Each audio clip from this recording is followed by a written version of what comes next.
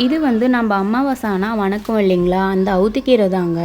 எங்கள் அப்பா ரொம்ப கஷ்டப்பட்டு ரொம்ப தூக்கி தூக்கி கட்டிகிட்டு இருந்தார். இந்த கொட்டாயில் பார்த்திங்கன்னா நம்ம செம்பிலிக்குட்டி ஒரு 10 வச்சுருக்கோங்க. அதுக்காக தான் இதை இவ்வளோ கஷ்டப்பட்டு கட்டிகிட்டு இருக்காரு. இவ்வளோ டைட்டாக கட்டலைன்னா அது சீக்கிரமாக பிடுங்கி கீழே போட்டுருங்க. அதனால் நல்லா மேலே தூக்கி கீழே வந்துட்டு அந்த இலை மட்டும் மோதுற மாதிரி கட்டிடுவார். சரி, இந்த காட்டுக்கு வாங்க, இந்த மரம் எப்படி இருக்குன்னு போய் பார்த்துடலாம். இது வந்துட்டு நம்ம விதை வாங்கிட்டு வந்து ஊனி ட்ரிப்பு மூலியமா வளர்த்துனது தாங்க இந்த மரம் எல்லாமே. ஆவரேஜாக பார்த்திங்கன்னா காட்டுக்குள்ளே ஒரு 70லேருந்து ஒரு 100 மரத்துக்குள்ளே இருக்கும். இந்த டைமில் பார்த்திங்கன்னா ஆடெல்லாம் மேய்ச்சலுக்கு போயிருங்க. திருப்பி வந்து நைட்டுக்கு சாப்பிட்றதுக்காக தான் அதை நம்ம கட்டிகிட்ருக்கோம். இந்த கீரை வந்துட்டு பார்த்திங்கன்னா செம்பிலிக்குட்டி நல்லா விரும்பி சாப்பிடுங்க. இதை சாப்பிட்டா மெயினாக செம்பிலிக்குட்டி நல்லா வெயிட் போடுங்க. இந்த செடியை நம்ம கொடுவாள் வச்சு வெட்டும் போது கரெக்டாக வெட்டணுங்க. இல்லைனா இந்த செடி மாதிரி ஒவ்வொன்று செத்து போயிருங்க.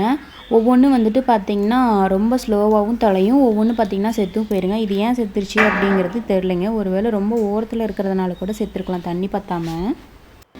நம்மக்கிட்ட ஒரு 7 to 8 ஆடு வரைக்கும் இருக்குதுங்க. இந்த 100 செடி வந்துட்டு பார்த்திங்கன்னா டெய்லிக்கு போடுறதுக்கு ஆகாதுங்க. வாரத்தில் ஒரு 4 நாளைக்கு இது, அப்புறம் ஒரு 4 நாளைக்கு தட்டு, இந்த மாதிரி மாற்றி மாற்றி கட்டிப்போங்க. இன்றைக்கி பார்த்திங்கன்னா ஒரு 12லேருந்து ஒரு 15 செடிக்குள்ளே அப்பா வெட்டி எடுத்துகிட்டு வந்திருந்தாருங்க. தட்டு வந்து பார்த்திங்கன்னா வீட்டிலேருந்து ரொம்ப தூரத்தில் இருக்குதுங்க. ஸோ வந்துட்டு டைம் இருக்கும்போது அதை எடுத்துகிட்டு வந்துடுவாங்க. டைம் இல்லாத அன்றைக்கி இதையே பக்கத்தில் இருக்கனால வெட்டி கட்டிடுவாங்க. பக்கத்தில் தக்காளி காடு இருக்குங்க. அதை நெக்ஸ்ட் வீடியோவில் பார்க்கலாம்.